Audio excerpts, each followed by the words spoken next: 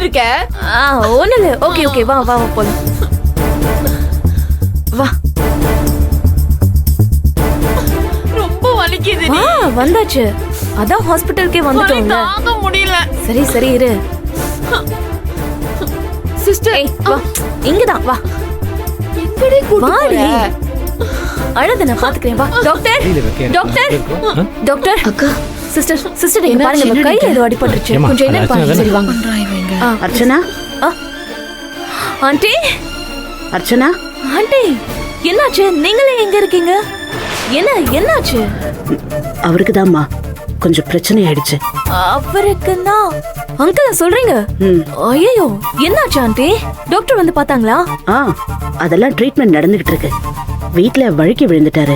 அதான் உடனே கூட்டிட்டு வர வேண்டியதாயிடுச்சு. அர்ச்சனாவை பாத்தீங்கன்னா இதுல பாதி டென்ஷன் கூட நீங்க யாருமே காட்டல. ஆமா தெரியாம உண்மை சொல்லிட்டோமா, மன்னிச்சுக்க. அங்கிள் இப்ப பாக்கலாமா ஆண்டி? நாங்களே இப்பதான் பார்க்க போறோம். வா வாங்க.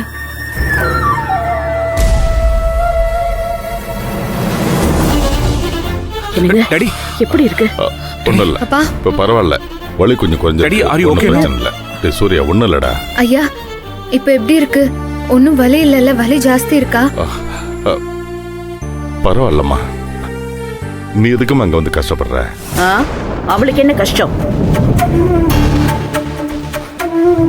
அவ எப்ப அந்த வீட்டுக்குள்ள நுழைஞ்சாலோ அப்பல இருந்து நமக்கு தான் தர்திரம்.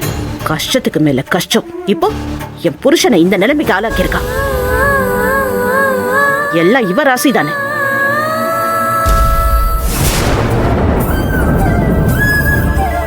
டாடி ஹாஸ்பிடல் ஆச்சுன்னு பாக்குறேன்.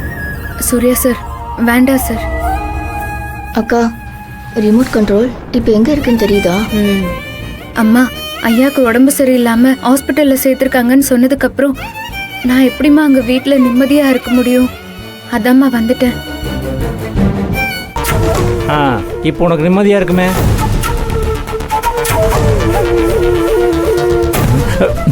என்ன?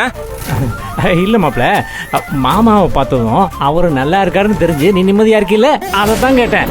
அது தப்பா டெலிவரி ஆயிடுச்சு, வேற ஒன்றும் இல்லை. ஆமா எப்படி கொஞ்ச நேரம் சும்மா இருக்க மாட்டீங்களா? ஆமா ரைட், நான் பேசிதான் ஆகணும்.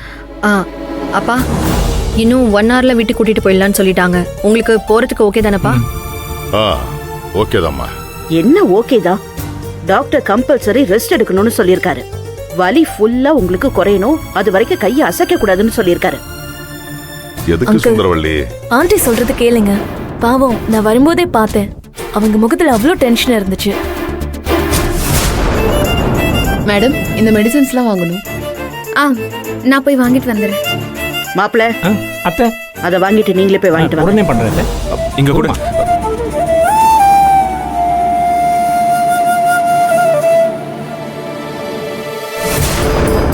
சின்னையாவும் இந்த பிள்ளையும் போய் இவ்வளவு நேரம் ஆகி போச்சு. என்னாச்சு ஏதாச்சுன்னு ஒரு வார்த்தை சொல்ல மாட்டாங்களே. ஏ ரஞ்சிதா, நந்தினிக்கு போன் பண்ணுன்னு சொன்னேன்ல. 2-3 தடவை பண்ணிட்டு அம்மாச்சி, அக்கா பேசலையே. பாவம் அருணாச்சல் ஐயா நமக்காக என்னெல்லாம் உதவி செஞ்சாங்க. அவங்களுக்கு ஏன் இந்த மாதிரி எல்லாம் நடக்குது? பாவம் சூர்யா சார், ஐயா சொன்னதுக்காக நம்ம கூட எந்த வசதியும் இல்லாம இந்த வீட்ல இருந்தாங்க. முதல்ல கரண்ட் கட் ஆகி தூக்கம் போச்சு. அப்புறம் பார்த்தா பதறி அடிச்சு ஓடுற மாதிரி ஆயிடுச்சு. ஆத்தா சின்னவள, நந்தினிக்கு போன் பண்ணி என்னாச்சுன்னு கேளு.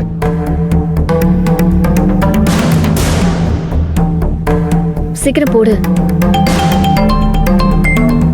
Daddy are you okay? ஒண்ணும் இல்லடா, லேசா தான்.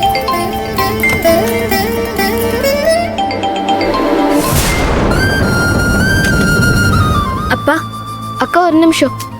எல்லாத்தையும் கேக்குற மாதிரி போடு. ஹலோ. ஏமா நந்தினி, என்ன ஆஸ்பத்திரியில என்ன சொல்றாங்க? ஐயா எப்படி இருக்கிறாரு? பிரச்சனை ஒண்ணு இல்லையே? ஹாஸ்பிட்டலுக்கு வந்துட்டோம்ப்பா. ஐயாவும் சூர்யா சாரும் உள்ள இருக்காங்க. சரி. ஐயாவுக்கு கையில தான் ரொம்ப அடிபட்டு இருக்குப்பா. நல்ல வலியா இருக்கு போல. ஐயோ ஐயோ, பார்க்கவே கஷ்டமா இருக்கு. ஏமா நந்தினி, இப்ப நான் ஆஸ்பத்திரிக்கு வந்தா ஐயாவை பார்க்க முடியுமா? இல்லப்பா, டாக்டர் ஐயாவை வீட்டுக்கு கூட்டிட்டு போலான்னு சொல்லிட்டாங்க. அப்படியா? சரி, நீ அங்கதானே போற? ஐயாவை நல்லா பாத்துக்கமா. சரிப்பா, நான் பாத்துக்கிறேன். என்னத்த பாத்துப்ப? என்னத்தை பார்த்து கிழிப்பேன்னு கேக்குறேன்.